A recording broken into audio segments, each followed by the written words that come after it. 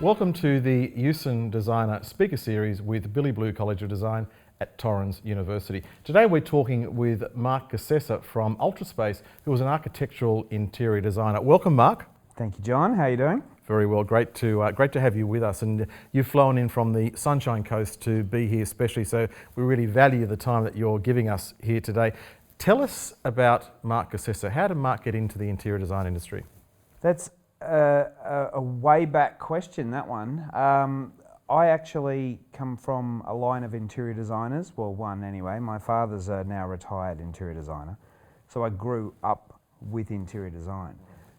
Probably from a very early age, around about when I was about probably 7 years old, I wanted to become an architect, right through to senior. And then for some reason, right when I was filling out my forms for university, I put architecture second and interior design first. And that was the first year that interior design had been offered at university in Queensland. So something happened and I jumped at the chance, and here we are. What's the difference between that, an interior designer or an interior decorator? Generally, interior decoration is definitely based around the decorating of a space where, and using fabrics and articles and things like that that exist, and you're putting them together, paints and wall finishes, to create a look. An interior designer basically can take that to the next level where they're doing that. Decoration is always a part of interior design, full stop. But the interior designers basically take that decoration to the next level, and they're implicating other factors like lighting and also doing cabinetry design and things like that. What I do is I also, which is partly what interior designers do, I also create and manipulate spaces, so I'm able to sort of do all of that side of things as well, internally and externally, right. And then liaise with the correct facilitators of those, being draftspeople and that to assist through to the council side of things. Okay, so it's a build from an interior perspective. Oh, actually external as well from what you're saying. Yes, absolutely. Yeah. So the course that you studied was architectural interior design. Where did you do that? I did that up in QUT. It started at QIT and the transition happened through to QUT. So I have a Bachelor of Applied Science, Built Environment, Interior Design. Right.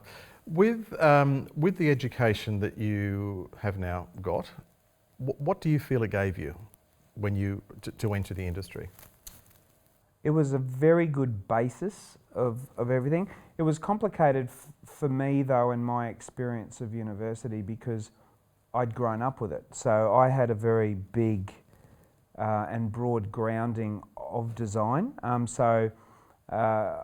And I'd worked with a couple of other, besides my father, I'd also, initiated work with other designers and stuff as well. So, I really had quite a good, I suppose, skeletal system of design within that then, university was able to sort of blossom other parts, and I learned other things from other experts.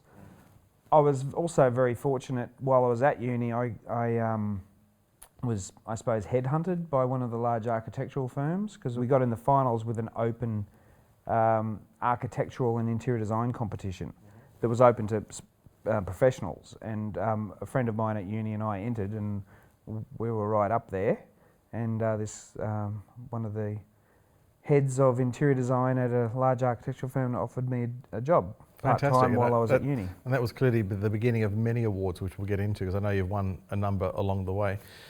What advice would you give to somebody listening to our interview about wanting to get into design, and what sort of education do you think they require today for today's world? Great question. I think that people wanting to get into interior design need to be real about what they would like to do, because there are so many different paths that you can take within interior design and specialise in when you're studying, that if you want to be a decorator and you love putting things together and you love like that side of stuff, you don't go to university to get a commercial degree. So you then source the right, I suppose, teaching facility to be able to give you the right tools when you're finished, and not superfluous ones, I suppose. So your degree qualified you for both residential and commercial work? No, not so much. Like really, my degree was pretty much commercial. Right. So while it did touch on things like cabinetry and all of those, and lighting, which of course are in both, it was reasonably heavily commercial based, and you find a lot of people that go through uni end up sourcing commercial jobs. I'm very fortunate because I do commercial interior design, hospitality, and all the restaurants, club side of things, and I do very high-end residential as well. So I've got a very broad, I suppose, palette of work that I'm able to do. Yeah. With the degree, is it easier to transition from commercial to residential or residential to commercial, or is it not? You need a speciality for both. If you're good at what you do, if you're a good interior designer, you should be able to transition. But it is difficult primarily because it's a totally different system, and there's entirely different products. With one of the lucky things that I get to do is because I do all of it. A lot of people say that there's a lot of my high-end residential work, there's lots of reflections of commercial design within residential design, which makes my work quite different to a lot of it. It's not straight residential because I take a lot of elements from everything and sort of glue them together. And I've followed your work. I've seen what you do. It's your spectrum is so varied, which is why we're talking to you today. You do everything from fit outs to creating sculptures and the landscaping to the build. You do the whole spectrum. Is that something you always intended to do, or has it just grown organically? I think that's something I always intended to do. I think that when you're really passionate about design, my passion doesn't stop at a point. My passion goes endlessly. So there is nothing I need to. Some people call it control freak. I maybe it is, but it's part of the passion and wanting to and having an overall picture in your mind of what the project, no matter how big or small, what that end picture is. Yes. And when you know what the end picture is, you're wanting to control every aspect along the way of the design, so that everything from, whether it be interior, lighting, but then as you mentioned, landscaping through to, I was even out on trucks out in a quarry selecting metre-high boulders and things like that, hand-picking them in a massive quarry because I was designing this sculptural garden for a client, and I knew exactly in my head what I wanted. So I was on this massive truck with a hard hat on and pointing and a big orange vest, and actually working out and selecting what I wanted, and that's really taking it right down, isn't it? But I think that's the passion I see in your design, is that you're very hands-on, and the message there is get out there and do the dirty work and make sure that you are in control, because at the end of the day, it's your client that's actually the one you're trying to please, not yourself. So to be in control and deliver is what we're expecting. Yes. You're also based on the West Coast in the States. You've been over there for a while now. What's the link between the US and Australia?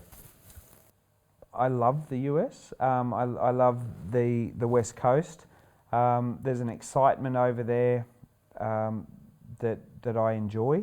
I have some great connections over there. I'm doing more and more work. It's finding the time to get over there and do things. I've got colleagues that I work with over there, so I'm able to work remotely and I go over as often as I can and do the things. But there's an excitement over there. The good thing about the USA as well is that they have an amazing array of product and labour. So, you really are able to do a lot more easily when it's hard yards here in Australia trying to get all of these. If you've got your bar set way up, having to import things and that all the time, which is what I do, you have to roll with it. It's a numbers game, isn't it, at the end of the day? Yeah. What's one of the projects you feel most proud of that you've done here? There are many. I've done some amazing high-end residential projects. Probably the one that the residential project that stands out the most would be the Lux Lodge project. It took quite a number of years. That was actually the project where I was out in the quarry and then on the Bobcat placing the things in the garden with the... So that project was amazing. The client, it was a weekender for my client. And of course it was. Of course, yes, with the helipad and all. But it was an amazing project, and it was one of those projects that it did. I was lucky enough for my peers to acknowledge it well and truly across the board with many awards. It won a lot of awards. Yeah. Now, on that note, you have won a number of awards. Give us some insight into that. Oh, shucks, John. Well, it's true. I mean, this is your moment. I mean, celebrate them. Yeah.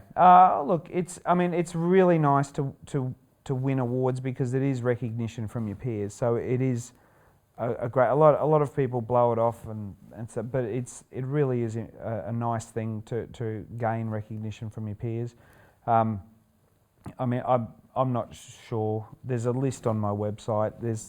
I think it's over 50. Oh, you've been very, very humble about this, aren't you? Yeah, there's over 50. Winning Queensland. I am, I suppose, being humble, but I'm very proud of it as well. Yeah, so. As you should be, which is why we wanted to mention that. In regard to Australian design, how do you think we compete on a global basis? How do you think we're recognised? I think we're recognised quite well. Yeah,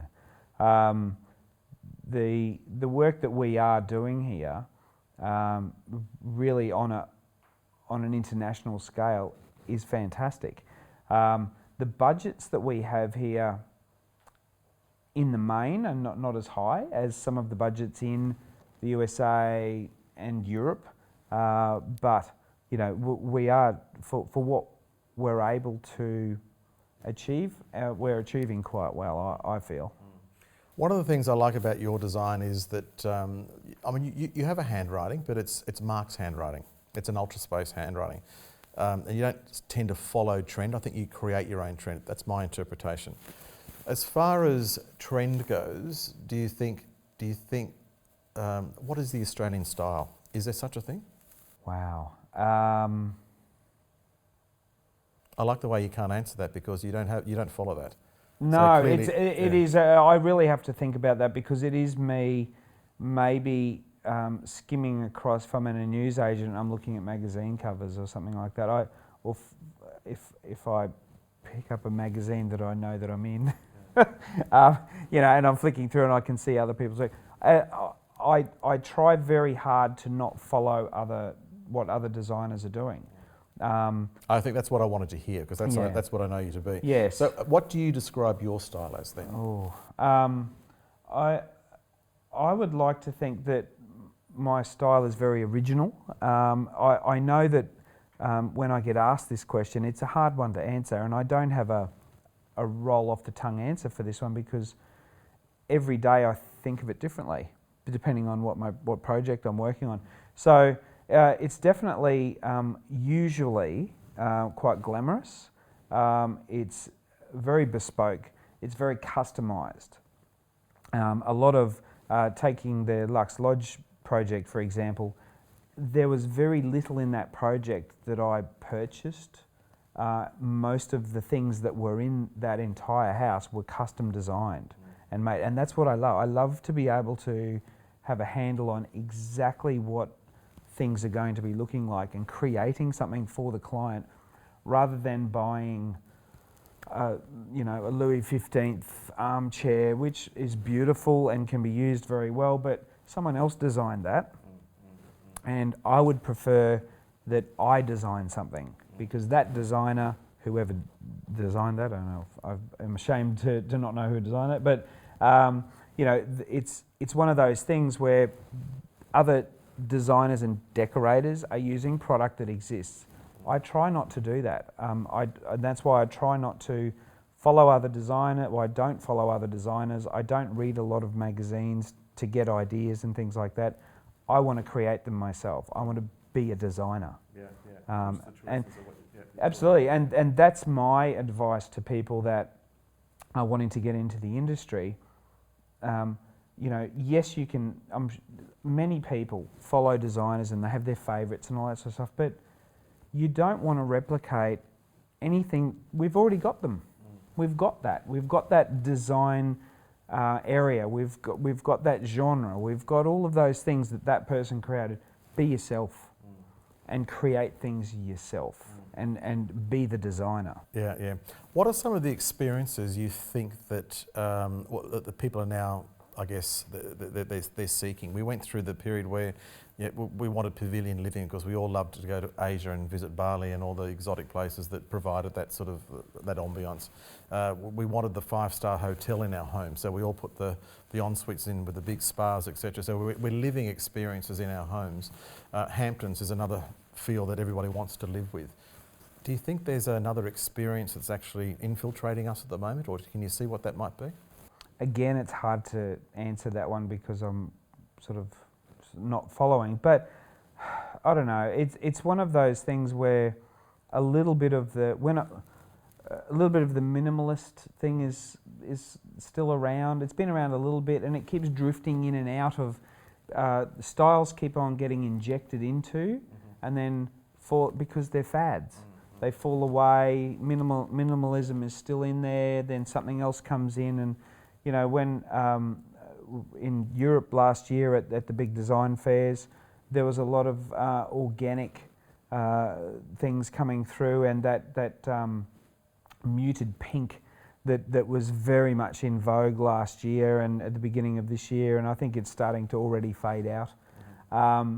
You'd remember it. It was from the late 80s, early 90s. Thank you. I remember it. We're actually age neutral here. You've just blown it.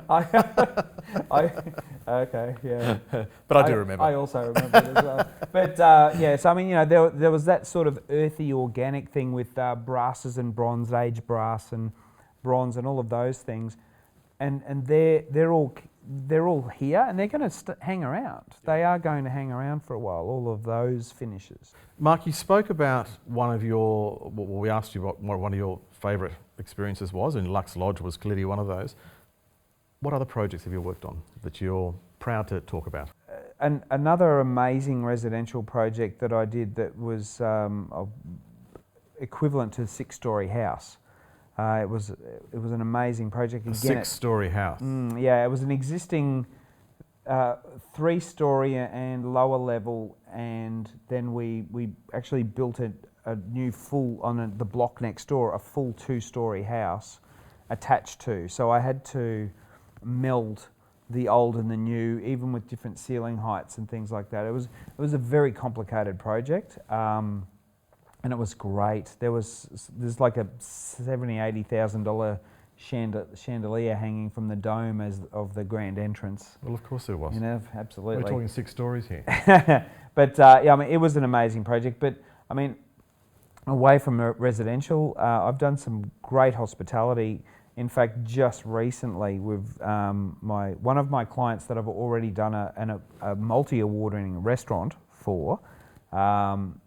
They've decided to open up not a restaurant but a bar that had great food. So they wanted to put a different spin on how they operated, and it is fantastic.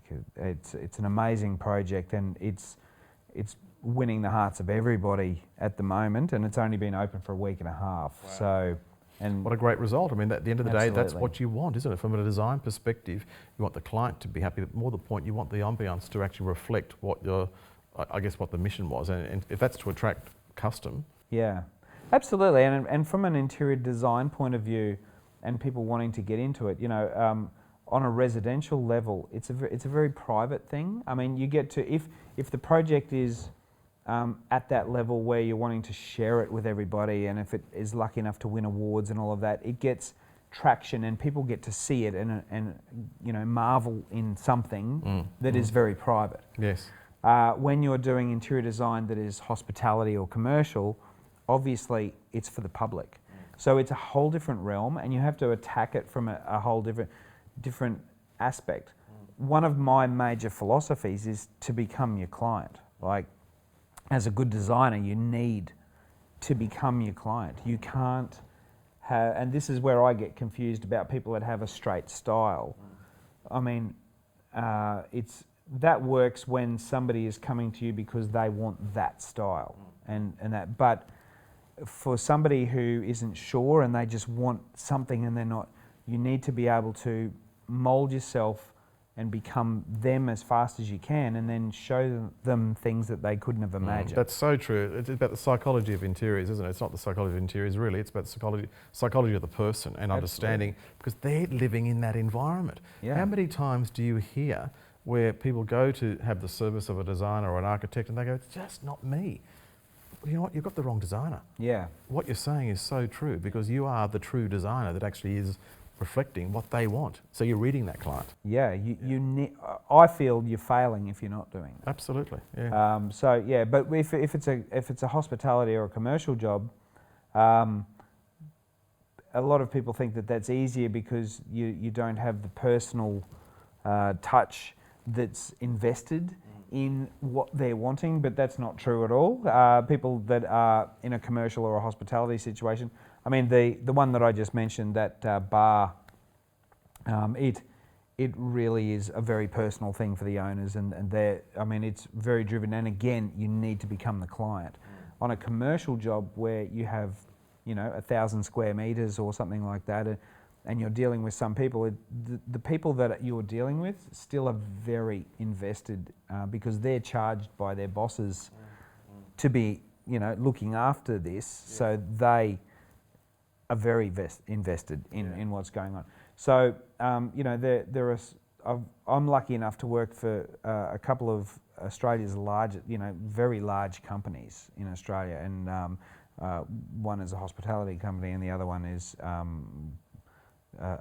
in the services industry, and I get to do all of their offices around Australia and all of that, and it is fun. It's just fun. And so on the commercial level, a lot of people get to see it and enjoy, and you can have a lot more fun and be slightly whimsical, I suppose, and creative on that side, whereas it's a lot more personal on the residential. Yeah, yeah.